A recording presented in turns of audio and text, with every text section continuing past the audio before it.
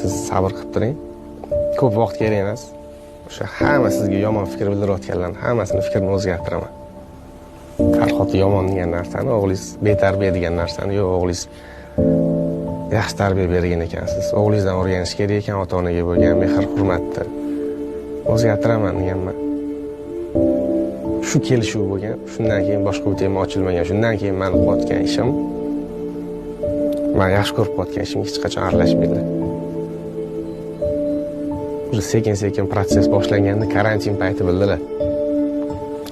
Buketga o'tdi bir kun. Telefon qilishyapti. Sizga prosta buket tashlab ketishimiz kerak.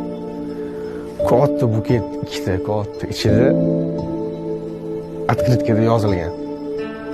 Ruschada faqat tili yozilgan.